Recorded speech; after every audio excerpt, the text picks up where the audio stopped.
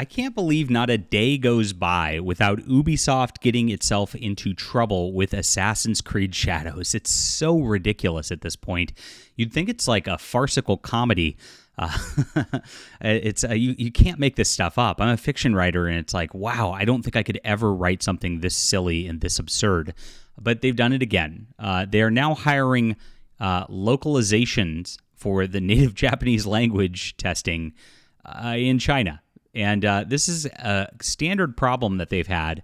And of course, it just upsets the Japanese again because, the Chinese and the Japanese have quite the rivalry, if you don't know. So trying to do something culturally for Japan with a Chinese employee, not a good look. Not a good look, especially in the wake of all the other controversies where Japan has rejected Assassin's Creed Shadows. We'll get into this in just a moment. My name's John Delarose, everybody. Please hit the like and subscribe button. Join us as we talk about all things in the culture that are important, especially when it comes to science fiction and fantasy. I appreciate you guys for being here. We've created a wonderful, wonderful environment. We're getting close to 40,000 subscribers. It's amazing. Amazing, and it's all because of you. I've got a bunch of sci-fi books, and I'd love for you to check out my Amazon page in general, but I'm highlighting Colony Launch today. This is something I came out with on audiobook recently, and so if you have Audible credits, you can grab that today. This is a space exploration book. It's classic science fiction, classic fun in the way that they used to make that they really don't anymore. I'd love for you to check this out. It's on ebook, paperback, any way you like to read it, and like I said, highlighting the audio because it's pretty new. It's in the description below. Thank you guys so much for reading and supporting our channel. It's been a wonderful, wonderful few months here. So this is wild. A Japanese YouTuber, Shohei Kondo, discovered that Ubisoft has a job listing for native Japanese localization tester located in Chengdu, China. Of course they couldn't do an actual Japanese native localization tester. That doesn't make any sense whatsoever. But this is what they do. And it's probably, honestly, just because they want to cost cut and penny pinch. It is that stupid. And if you look at what they did with Assassin's Creed Shadows, they put a bunch of buildings and designs in the background that actually were Chinese in nature and not from Japan. And that's what upset a lot of Japanese gamers to begin with. So continuing down this road is a crazy, crazy, crazy thing for them to do at this juncture. But they keep doing it. It's like there's no oversight at Ubisoft. Now, I've talked to employees over there, and it's just a culture of fear right now. They have no idea what's going on. The higher-ups are changing the direction of the project from one day to the next. They don't know where it's all going to land, and they're scared. Everybody's scared for their jobs right now. And so these blunders are happening more and more just because there isn't good management on this project is what it comes down to. And that's been the whole problem with this the entire way through. From the management stems the rest of the culture here. So in the recently updated video, Kondo went to Ubisoft's career webpage and searched for job openings as a game tester for the company. His search resulted in native Japanese localization tester job located in Chengdu, China. Wow.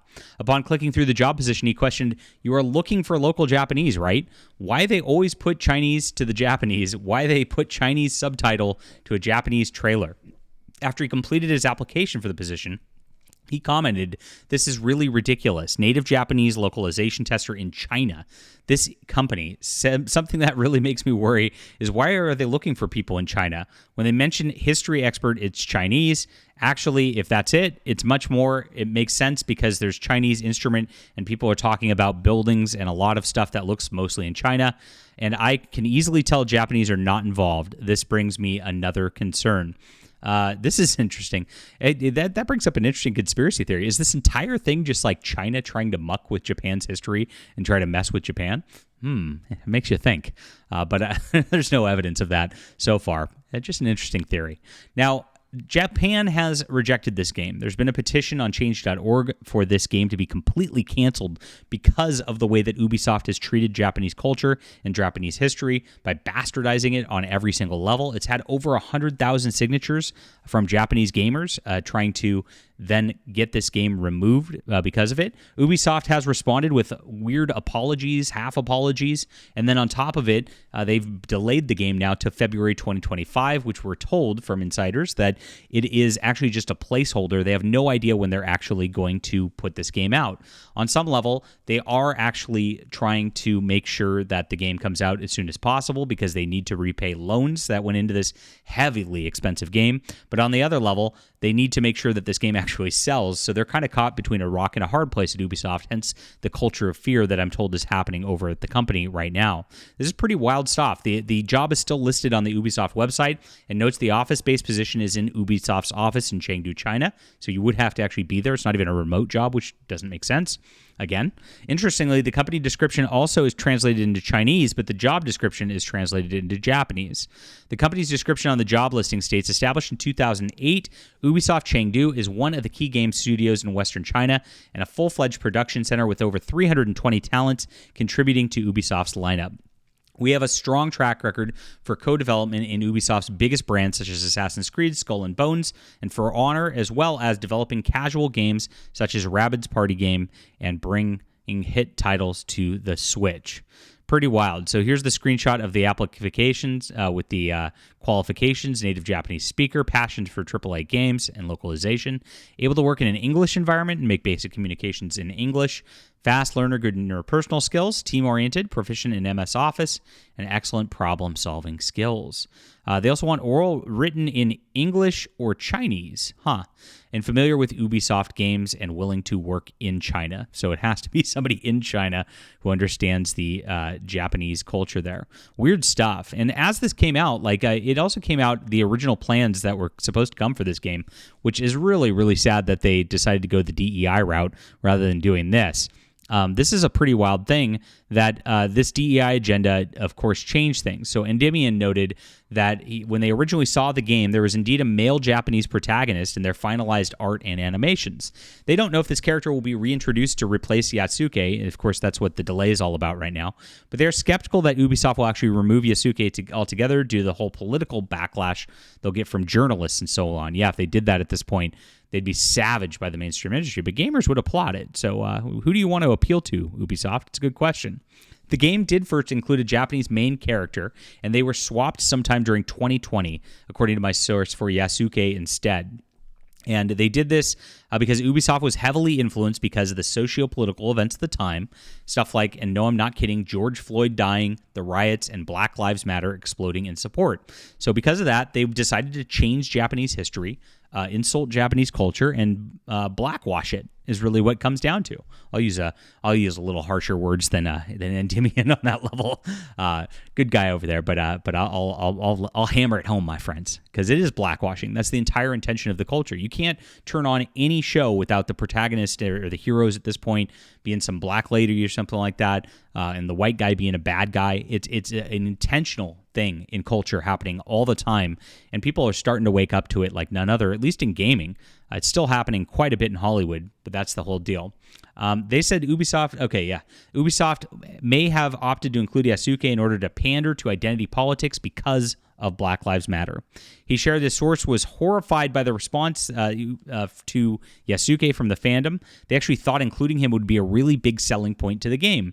They apparently believed in suiting Yasuke, they could garner and pander to the modern audience.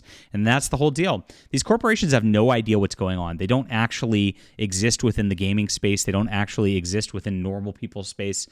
They're out there just like, kind of like in La La Land. And these consultants come in from HR that starts, and then, of course, the DEI firms that come like Sweet Baby Inc. to consult. And they tell them that, oh, yeah, if you want traction these days, you're going to have LGBTQ representation and a strong female lead because that's what the modern audience wants. We don't want toxic male environments anymore. And when you do that in video games, especially in these games which are just really combat games, you lose your entire audience because your entire audience is white male gamers. They have lied to in the statistics. They're told that female gamers are 52% of the gamers out there, and it's not true. And not only that, but are they really going to identify with Yasuke anyway? No, it's pretty obvious. But again, these people are just out to lunch. They really just rely on these consultants and then just believe them wholeheartedly. And that's what the whole scam all comes from, and it's all coming back to bite them. I just can't believe that Ubisoft's doubling down on just like the Chinese influence on the Japanese game to begin with. This is a pretty crazy thing to have after all the controversies already hit in Japan in particular. I mean, gosh, it's like they're asking for additional trouble for this game every single day, as I said, as something new develops that just makes things worse. Now, from what I understand, Ubisoft does not have the resources to really remake this game and really do it right. They are scrambling right now. There's just not enough people dedicated to the game. They don't have the funding for it, and I don't see this going well at all. We'll see how this develops over the next few months when they're supposed to be releasing the game in February, but I know another delay is coming. Leave a comment down below with what you think about this. Hit the like and subscribe button. Be a good friend and grab Colony Lunch on ebook, print, or audio. I'm promoting the audio today. It's in the description below. We'll see you soon.